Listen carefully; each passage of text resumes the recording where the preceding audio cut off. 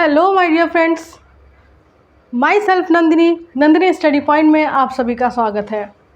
जैसा कि हर दिन आपको मेडिकल लाइन से कुछ न कुछ जानकारी मिलती है मेरे इस चैनल पे, तो आप लोगों से दिल से रिक्वेस्ट है, आप मुझे ज़्यादा से ज़्यादा सपोर्ट करें।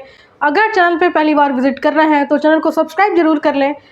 तो आज के इस वीडियो में हम जानने वाले हैं ओबीजी के एक इम्पॉर्टेंट टॉपिक के बारे में, जिसमें मैं ये बताने वाली हूँ कि फिजियोलॉजिकल चेंजेस ड्यूरिंग प्रेगनेंसी कौन कौन से होते हैं और क्या क्या एक फीमेल को फेस करना पड़ता है ड्यूरिंग प्रेगनेंसी, उसके फिजियोलॉजिकल एंड हार्मोनल चेंजेस के बारे में। हालांकि ये वीडियो बहुत ही बड़ा है, यहाँ पे कुछ hormonal changes, psychological changes, physiological changes देखे जाते हैं, बट मैं आज के इस वीडियो में सिर्फ और सिर्फ फिजियोलॉजिकल चेंजेस के बारे में बताने वाली हूँ। तो कुछ ऐसे ऑर्गन हैं जिनमें क्या क्या चेंजेस आते हैं, उसके हिसाब से मैं आपको आज की वीडियो बता रही हूँ। वीडियो में लास्ट तक बने रहना, वीडियो आपके लिए बहुत ही इंपॉर्टेंट है। सारे डाउट्स आपके क्लियर हो जाएंगे कि क्यों होता है, कैसे होता है, ये नॉर्मल है या नहीं है, ऐसा करना चाहिए या नहीं करना चाहिए, कब डॉक्टर के पास जाना चाहिए, कब नहीं जाना चाहिए। तो सारी चीज़ें आज क्लियर हो जाने वाली हैं इस वीडियो के बाद से। पहले यूट्रस के बारे में बताऊंगी कि क्या क्या चेंजेस आते हैं, फिर वेजाइना एंड देन ब्रेस्ट के बारे में कि क्या क्या चेंजेस आते हैं। एट अ टर्म जो यूट्रस है वो बहुत बिग साइज़ में हो जाता है, वो बेसिकली हर किसी को पता होता है। तो अगर एट अ टर्म हमसे पूछे कि यूट्रस का साइज़ कितना होता है, तो यूट्रस का साइज़ होता है 900 से 1000 ग्राम। अगर नॉन प्रेग्नेंट लेडीज़ में पूछे कितना होता है, 60 ग्राम होता है यूट्रस का वेट। एक चीज़ मैंने लिखा है ब्रैक्सटन हिक्स कॉन्ट्रैक्शन। ये Braxton Hicks contraction after 16 week start हो जाता है, पर इस कॉन्ट्रैक्शन की एक खासियत ये है कि ये कभी भी कॉन्ट्रैक्शन स्टार्ट हो जाता है, इसका कोई टाइम नहीं है। ये 16 वीक के बाद कभी भी कॉन्ट्रैक्शन स्टार्ट हो जाता है और ये पेनलेस कॉन्ट्रैक्शन होता है, इसमें फीमेल को पेन फील नहीं होता है। एंड नेक्स्ट पॉइंट इसकी ये है कि ये सर्विक्स का डायलेशन नहीं कराता है, मतलब कि ब्रैक्सटन हिक्स कॉन्ट्रैक्शन ये नॉर्मल है, कॉन्ट्रैक्शन होता है 16 वीक के बाद, पेनलेस कॉन्ट्रैक्शन होता है एंड इसमें सर्विक्स का डायलेशन भी नहीं होता है। ठीक है, आप सर्विक्स का डायलेशन तब पढ़ोगे जब आप लेबर पढ़ते हो, और लेबर में जो कॉन्ट्रैक्शन होता है यूट्राइन कॉन्ट्रैक्शन, उसमें सर्वाइकल डायलेशन देखा जाता है क्योंकि वो ट्रू लेबर पेन होता है। ठीक है, बट यहाँ पे ऐसा कुछ नहीं है। एंड अगर हम शेप की बात करें तो शेप भी चेंज होता रहता है, जैसे कि 12th वीक पे जो यूट्रस है वो ग्लोबुलर शेप हो जाता है। मैं बताने के साथ साथ इमेज भी पुट करूँगी ताकि आपको समझने में और भी ज़्यादा आसान होगा, क्योंकि बहुत सी चीज़ें टर्म लिखी हुई होती हैं बट समझ नहीं आता जब तक हम इमेज ना देखें। एंड 28 वीक पे एवॉइड शेप हो जाता है। ठीक है, एवॉइड शेप इस तरीके का शेप है, आप ये देखिए और समझ जाइए। एंड 36 पे स्फेरिकल शेप हो जाता है। ये 36 वाला इमेज आपकी स्क्रीन पे शो हो रहा है, जो कि प्रेग्नेंट लेडीज़ में 36 वीक पे देखा जाता है। ठीक है, तो ये तो बात थी नॉर्मली एक यूट्रस के बारे में कि उसमें क्या क्या चेंजेस देखे जाते हैं। अब हम आते हैं वेजाइना के ऊपर कि वेजाइना में क्या क्या चेंजेस होते हैं। जैसे मैंने यहाँ लिखा कि वल्वा आपको पता है, वल्वा हमारे एक्सटर्नल जेनाइटल ऑर्गन का एक पार्ट होता है वल्वा। तो जो भी एक्सटर्नल जेनाइटल ऑर्गन के पार्ट है, यानी वल्वा के साथ साथ और भी जैसे लेबिया मेजोरा है, उसमें एडिमेटस एंड वेस्कुलर देखा जाता है। एडिमेटस का मतलब थोड़ी सी स्वेलिंग देखी जाएगी, एंड वेस्कुलर मतलब उसमें ब्लड वेसल्स काफ़ी ज़्यादा दिखाई देते हैं, जिससे हम कह सकते हैं कि जो कलर है वो डार्क हो जाता है। जैकमर साइन, ये जैकमर साइन क्या होता है? जैकमर साइन को हम अगर डिटेल से समझे तो होता है ब्लूइश डिस्कलरेशन इन वेजाइना। तो वेजाइना का कलर जो है वो थोड़ा ब्लूइश डिस्कलरेशन हो जाता है, उसे ही हम टर्म देते हैं जैकमर साइन। ये तो बात हो रही है अभी वेजाइना की। एंड पीएच एसिडिक हो जाता है, ऐसा क्यों होता है? नेचर ने बहुत ही अच्छा हमारे बॉडी को बनाया है कि कब कैसे समय के साथ उसे ढलना है। तो इसमें जब कोई लेडीज़ प्रेग्नेंट होती है तो due to estrogen hormone, female की बॉडी में एस्ट्रोजन हार्मोन का लेवल बढ़ा हुआ होता है। अब जब एस्ट्रोजन लेवल बॉडी में बढ़ा है तो उसका जो वेजाइना है, वेजाइना का पीएच एसिडिक हो जाता है। अब एसिडिक इसलिए हो जाता है, नेचुरली कोई भी micro organism by vagina inter ना करें बॉडी में, बच्चे को इन्फेक्शन ना हो, मदर को इन्फेक्शन ना हो, क्योंकि इन्फेक्शन का सोर्स क्या है? वेजाइना है।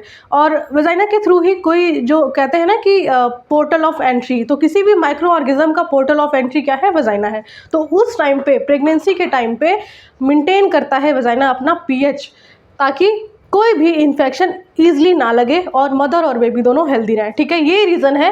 आपको इस रीज़न से अगर आप याद करेंगे कि ड्यूरिंग प्रेगनेंसी वेजाइना का पीएच क्या होता है, या एसिडिक होता है या बेसिक होता है, जो भी है, तो एसिडिक होता है, यानी कि पीएच बढ़ा हुआ होता है। क्यों? Because due to increase of estrogen hormones. Okay, ये है एक नेचुरल प्रोसेस जो कि बहुत सही है। अब हम आते हैं अपने सर्विक्स में। सर्विक्स में क्या क्या चेंजेस देखे जाते हैं। सर्विक्स में पहला चेंजेस आपको लिखा हुआ मिल रहा होगा, softening of the uterus.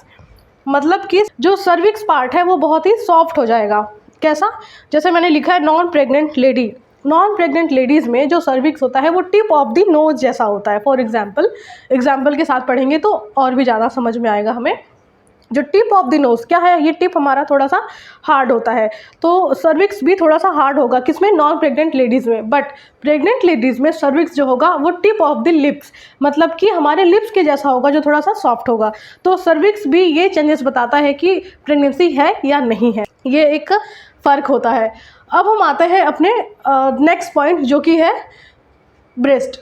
Breast में क्या क्या चेंजेस देखे जाते हैं ड्यूरिंग प्रेगनेंसी? बहुत सारे चेंजेस आते हैं। बहुत बार लेडीज़ को एक ऐसा डाउट भी होता है कि अरे ऐसा हो रहा है, उसके साथ ऐसे हो रहा है। बाकी अभी मैं सिर्फ यहाँ पे फिजियोलॉजिकल चेंजेस ही बता रही हूँ। जब मैं हार्मोनल चेंजेस बताऊँगी तो उसमें बताऊँगी कि कैसे कैसे आपके बॉडी में कौन कौन सा हार्मोन होता है, तो उससे आप क्या क्या फील करते हैं। तो सबसे पहले है ब्रेस्ट टेंडरनेस।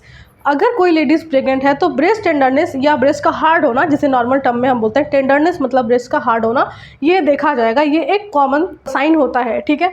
एंड सेकेंड है ब्रेस्ट पेन। जब ब्रेस्ट का साइज़ बड़ा होता है, ब्रेस्ट इनलार्ज हो रहा होता है, तो उस टाइम पे फीमेल जो है वो पेन फील करती है ब्रेस्ट पे। And sensitive nipple. बहुत सी फीमेल्स ऐसा बताती हैं कि निप्पल जो है वो काफ़ी सेंसिटिव हो गया है, मतलब कपड़े भी लग रहे हैं तो पता चल रहा है, ठीक है। तो सेंसिटिव निप्पल भी एक सिम्टम्स देखे जाते हैं। And enlarge breast size.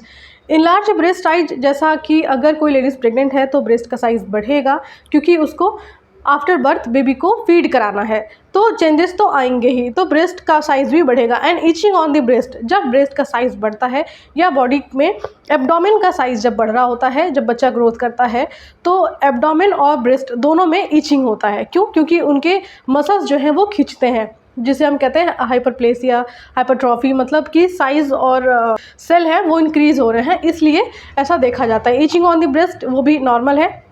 Dark areola and big nipple size. अब जब ब्रेस्ट का साइज़ बड़ा हो रहा है तो निप्पल का भी साइज़ बड़ा होता है। और डार्क एरियोला, मतलब एरियोला जो ब्राउन वाला पार्ट होता है निप्पल के सराउंडिंग, उसे एरियोला बोलते हैं। एरियोला भी डार्क होता है, ठीक है। अब ऐसा क्यों होता है? वो जब बच्चा लैचिंग करता है तो वहाँ पे काफ़ी हेल्पफुल होता है, क्योंकि बच्चे को जो पिगमेंटेड चीज़ें हैं ना वही दिखाई देती हैं। न्यूबॉर्न बेबी को कलरफुल चीज़ें नहीं दिखाई देती, ब्लैक एंड वाइट होती है उनके आइज़ के सामने, बट जो पिगमेंटेड चीज़ें, डार्क चीज़ें हैं वो बच्चा देख लेता है, तो इसीलिए डार्क एरियोला भी होता है। नेचर ने कितना अच्छा बनाया है सारी चीज़ें, तो इसलिए इसका कलर भी जो है वो डार्क हो जाता है। एंड निप्पल डिस्चार्ज, हाँ ये एक मेन पॉइंट है जानना कि क्या ये नॉर्मल है या नहीं है। निप्पल डिस्चार्ज, जैसे बहुत बार किसी फीमेल में थर्ड ट्राइमेस्टर में बेसिकली देखा जाता है कि निप्पल डिस्चार्ज होता है। अब जब बेबी का साइज़ बड़ा हो रहा है, बेबी दुनिया में आने वाला है, तो ऐसे में क्या होता है, धीरे धीरे उनके ब्रेस्ट से कुछ न कुछ जो वाटरी सिक्रीशन होता रहता है। बट कई बार अगर वाटरी सिक्रीशन है तो नॉर्मल है। वाइट डिस्चार्ज हो रहा है, थोड़ा मिल्किश है यानी कि येलोइश है, तो भी एक बार के लिए हम कह सकते हैं नॉर्मल है। बट अगर ग्रीनिश डिस्चार्ज है तो वो एब नॉर्मल है। ऐसे में डॉक्टर के पास जाना चाहिए। जिस भी लेडीज़ को ऐसा हो रहा है कंसल्ट करना चाहिए और जांच करानी चाहिए कि ऐसा क्यों हो रहा है, ठीक है। और अगर आपको नोड्स फील हो रहा है, मतलब ब्रेस्ट का साइज़ तो बड़ा हो रहा है बट आपको कहीं पे नोड फील हो रहा है, वो नोड बहुत पेनफुल है और हैवीनेस लग रहा है, हैवीनेस भी एक तरीके का नॉर्मल है। बट कई बार क्या होता है, ब्रेस्ट में भी कुछ नोड्यूल्स बन जाते हैं, बट प्रेगनेंसी में वो चीज़ें थोड़ा ज़्यादा फील होता है। तो अगर नोड्स में काफ़ी पेन और हैवीनेस लग रहा है तो भी आपको एक बार मेमोग्राफी या फिर जांच के लिए आपको हॉस्पिटल जाना चाहिए, डॉक्टर से विजिट करना चाहिए। और अगर वाइट और येलोइश डिस्चार्ज है तब तो नॉर्मल है, ग्रीनिश डिस्चार्ज है तब भी आपको हॉस्पिटल जाना चाहिए, क्योंकि ये एबनॉर्मलिटी को इंडिकेट करता है, ठीक है। ऐसे में बेटर होगा कि आप डॉक्टर को दिखा लें। एंड यहाँ पे लिखा है मैंने stretch mark breast on abdomen. Stretch mark भी नॉर्मल है। बहुत सी लेडीज़ परेशान हो जाती हैं कि स्ट्रेच मार्क आ रहा है, ब्रेस्ट पे भी आ रहा है, एब्डोमेन पे भी आ रहा है। वो ऐसा इसलिए होता है क्योंकि साइज़ इनलार्ज हो रहा होता है। तो अगर आप उसमें इचिंग ज़्यादा करती हैं तो वो थोड़ा सा स्ट्रेच मार्क भी ज़्यादा देखने को मिलता है, बट ये नॉर्मल है। ये सारे जो पॉइंट्स हैं ये आपके ब्रेस्ट में चेंजेस देखने को मिलेंगे ही, और साथ ही साथ इनमें भी चेंजेस मिलते हैं। बहुत से ऐसे पॉइंट हैं जो कि एक साइन के तौर पे पढ़े जाते हैं, वो मैंने नहीं लिखा है क्योंकि अभी सिर्फ हमने फिजियोलॉजिकल चेंजेस के बारे में ही जाना है। कौन कौन से साइन होते हैं वो साइन मैं किसी और दिन आपको अपने नेक्स्ट वीडियो में बता दूंगी। तो ये थे कुछ पॉइंट जो कि फिजियोलॉजिकल चेंजेस में हमने पढ़ा कि यूट्रस में क्या चेंजेस आते हैं, वजाइना में क्या चेंजेस आते हैं एंड ब्रेस्ट में क्या चेंजेस आते हैं। अब यहाँ पे मेरा एक लास्ट पॉइंट होगा जो मैं आप लोगों को बताऊंगी कि क्या आप लोगों को अपने प्रेगनेंसी में ब्रा पहन के रखना चाहिए, या प्रेगनेंसी में ही क्यों। अगर आप एक लैक्टेटिंग मदर हैं, आप बच्चे को फीड करा रही हैं, तो वहाँ पे आपको ब्रा पहनना चाहिए या नहीं पहनना चाहिए। दरअसल ऐसा एक मिथ है जहाँ पे लोग ये बोलते हैं कि प्रेगनेंसी में ब्रा नहीं पहनना चाहिए क्योंकि ब्रेस्ट बड़ा होता है और जितना बड़ा रहेगा उतना आप अपने बच्चे को आसानी से फीड करा पाएंगी। ऐसा नहीं है, ये एक मिथ है।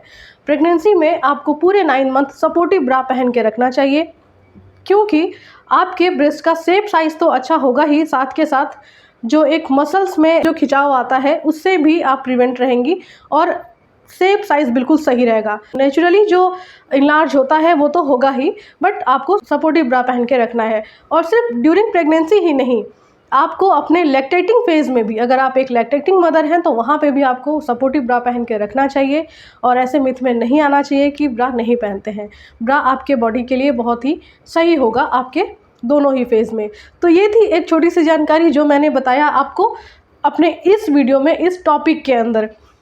आई होप आपको वीडियो इन्फॉर्मेटिव लगी होगी। ऐसे ही कई सारी वीडियोस इन्फॉर्मेटिव नॉलेज में आप लोगों के लिए लेकर आती रहूँगी। तो अभी के लिए सिर्फ इतना ही, फिर मिलेंगे ऐसे ही इंपॉर्टेंट टॉपिक के साथ अपने नेक्स्ट वीडियो में। तब तक के लिए टेक केयर, बाय बाय।